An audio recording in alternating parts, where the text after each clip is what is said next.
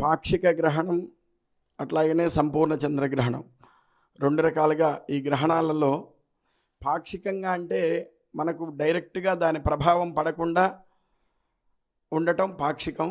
డైరెక్ట్గా ఆ గ్రహణ ప్రభావం అంటే మన భూమికి ఆ చంద్రుడికి మధ్య వచ్చే ఆ నీడను గ్రహణం అంటారు.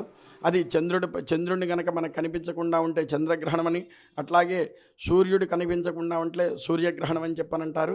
ఇది డైరెక్ట్గా మన భూమి మీద మన ప్రదేశం మీద పడ్డప్పుడు అది సంపూర్ణంగా ఆ ఛాయ గనక ఆ గ్రహాన్ని చంద్రుడిని కానీ సూర్యుడిని కానీ ఆ అడ్డం వస్తుందో అప్పుడు సంపూర్ణ గ్రహణం అంటారు. ఈ గ్రహణ ప్రభావం చాలా తక్కువగానే ఉంటుంది. ఇంతకుముందు కూడా చాలా గ్రహణాలు వచ్చినాయి.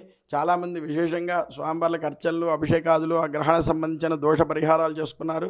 కాబట్టి ఈ మధ్యకాలంలో దీని మీదగా విపరీతంగా ప్రచారం అయిపోయి మాధ్యమాలలో దాన్ని ఒక ఇదిలాగా చూపిస్తున్నారు. కానీ గ్రహణం అనేది సంభవిస్తూనే ఉంటాయి, పూర్వకాలం నుంచి సంభవిస్తూనే ఉన్నాయి. దాన్ని పరిహారం చేసుకున్నట్లయితే దోషం ఉండదు, అంతగా భయపడిన అవసరం లేదు.